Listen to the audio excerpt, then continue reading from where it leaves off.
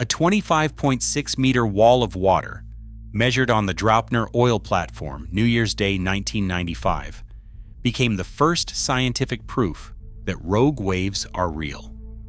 Waves tall enough to swallow an 8-story building. Yet large modern ships survive these monster waves during violent storms with striking regularity, not through luck, but through layered engineering. Every one of those defenses written because a vessel had to be lost first. In 1912, the world watched in disbelief as the RMS Titanic slipped beneath the Atlantic, taking 1,500 lives and exposing the fatal limits of early 20th century ship design. The disaster triggered the first International Convention for the Safety of Life at Sea, or SOLAS, in 1914, establishing watertight bulkheads, mandatory lifeboat capacity, and round-the-clock radio watches as new global standards. But even these advances proved only a starting point. By 1978, the MS München, a state-of-the-art German cargo ship, vanished without a trace in the North Atlantic. Later analysis pointed to a short, violent wave, possibly a rogue crest as high as 30 meters, striking the bow and overwhelming structural limits. The loss of all 28 crew members and the wreckage's telltale damage forced naval architects to reconsider not just the average sea, but the rare, extreme event. Hull designs grew heavier in the forward sections, and new stress criteria were written into shipyard blueprints. A decade later, the Exxon Valdez grounded on Blythe Reef in Alaska, spilling 41 million liters of crude oil and unleashing environmental devastation across Prince William Sound. The single-hull construction, standard at the time, proved fatally inadequate. In 1992, the International Maritime Organization adopted double-hull requirements for all new tankers above 5,000 tons, with a phased retrofit for the global fleet. By 1998, the double-hull rule was in force, and oil spill rates from tankers fell by more than 70% over the next 2 decades. The principle of redundancy, 2 hulls, not 1, became a non-negotiable standard for ships carrying hazardous cargo. On January 1, 1995, the Draupner oil platform in the North Sea recorded a wave crest 25.6 meters high, more than twice the height predicted by standard models. The event, captured by laser rangefinder, erased any lingering doubts about the reality of rogue waves. Within years, classification societies like DNV, Lloyd's Register, and ABS mandated that new vessels be verified against these extreme load cases. Ship design software began to model not just average seas, but the rare, steep crests that could appear without warning. Each disaster, Titanic, München, Exxon Valdez, Draupner, forced a new layer of regulation and engineering into place. The International Maritime Organization's crisis response role became central, translating tragedy into requirements for bulkheads, double hulls, and extreme wave survivability. Today, every large ship carries the legacy of these turning points in its structure, its software, and its operational rules. Proof that the monster wave threat is not a myth, but a design boundary that must be met head-on. Modern ship survivability begins with the geometry of the hull and the principle of reserve buoyancy. Every large commercial vessel is engineered with a substantial margin of buoyancy beyond what is needed for basic flotation. According to SOLAS Chapter 2001, Regulation 5, ships must retain at least 10% reserve buoyancy even after suffering compartment flooding. On the largest crude carriers, ULCCS with displacements near 620,000 tons, this translates to more than 60,000 tons of lift capacity remaining after several cargo tanks are breached.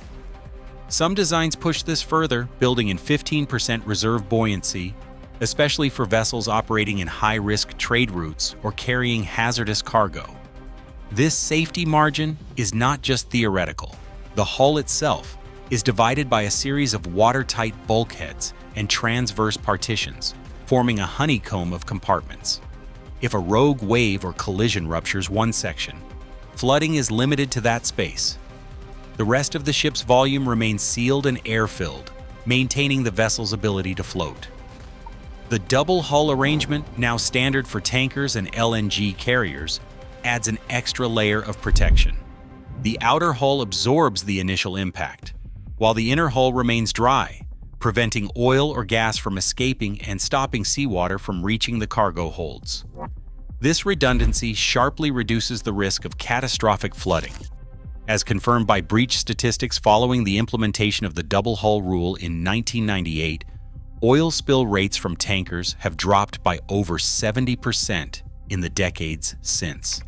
Classification societies, including Lloyd's Register and Bureau Veritas, enforce the so-called 30-meter rule.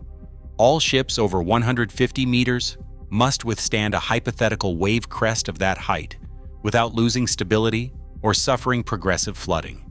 Designers use finite element analysis to ensure that hull girders, deck plating, and bulkhead intersections can absorb the bending and slamming forces produced by such waves. The high block coefficient found in crude carriers concentrates buoyancy low in the hull, improving the righting moment after damage. LNG carriers, with their double-hull tank enclosures, further increase reserve buoyancy by encasing each cargo tank within an outer shell, creating a buffer zone that remains intact even if the outer hull is breached. The result is a static defense system. Reserve buoyancy, compartmentalization, and double hull construction work in concert to keep the ship afloat and upright, even in the face of severe hull damage. These passive safeguards form the foundation upon which all active stability systems are built. Without this engineered geometry, verified by both regulatory standards and real-world incident data, the survival of large ships in monster wave conditions would be a matter of chance rather than design. Bilge keels, anti-rolling tanks, and active fin stabilizers form the triple-layered defense that shields today's largest ships from violent rolling in storm conditions. Bilge keels, welded along the hull's bilge, act as passive dampers. By increasing viscous drag as the hull rocks, they cut roll amplitude by 30 to 35% in moderate seas, with some optimized designs reaching 40%. These steel fins, simple but robust, require no moving parts and are always working, especially at lower speeds where hydrodynamic lift is minimal. Above the waterline, anti-rolling tanks add a fluid-based layer of defense. These tanks, often U-shaped and spanning the ship's beam, hold thousands of tons of water that shifts side to side as the vessel rolls. On a typical 300-meter tanker, a tuned anti-rolling tank can reduce roll by 50% in sea states, up to Beaufort 8. Active systems equipped with pumps and valves can adjust the water's motion to match the wave frequency, pushing roll suppression even higher. The effectiveness of these tanks depends on careful tuning. Too much or too little water, and the benefit drops sharply. At higher speeds, active fin stabilizers take over. These retractable hydrofoils, controlled by gyroscopic sensors and real-time feedback loops, respond to roll signals in less than 10 milliseconds. When a wave strikes, the sensors detect angular velocity, and hydraulic rams adjust the fin angle to generate a counteracting lift force. On a modern cruise ship or ULCC, this system can damp roll by as much as 80 to 90% at speeds above 12 knots. The rapid response is critical. A rogue wave's impact is over in seconds, but the stabilizer's feedback loop can cycle dozens of times in that window. Dr. Elena Ruiz, a naval engineering specialist, notes that it's the integration of these three layers, passive, fluid, and active, that forms a resilient shield against monster waves.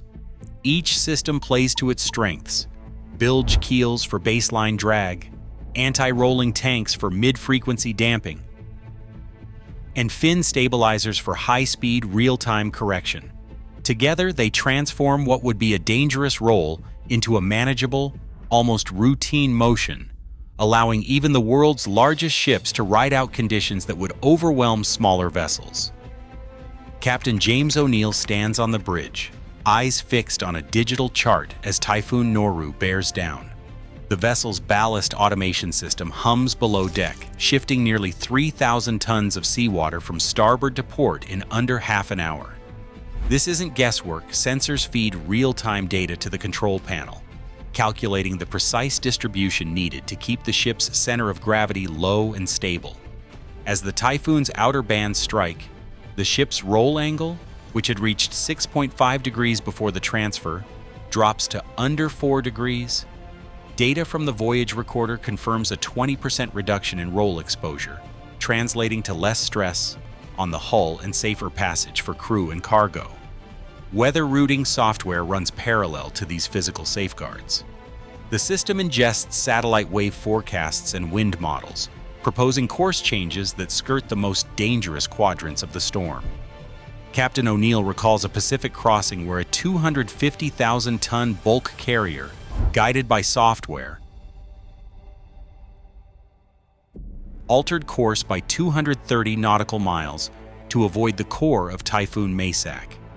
Not only did the ship avoid the worst seas, but the exposure to waves over 12 meters tall fell by nearly a quarter compared to the original track. These aren't isolated cases. Across hundreds of storm encounters logged since 2018, automated ballast management and predictive routing have cut structural risk to large ships by measurable margins. The integration of crew judgment and software analytics turns monster waves from existential threats into manageable hazards, with every typhoon survived, adding another layer of proof. Modern ship design treats monster waves as a calculable threat, not a mystery. With each regulatory advance and engineering breakthrough, resilience becomes less about chance and more about certainty. Today, the science of survival at sea is still evolving, because the ocean never stops testing what we think we know.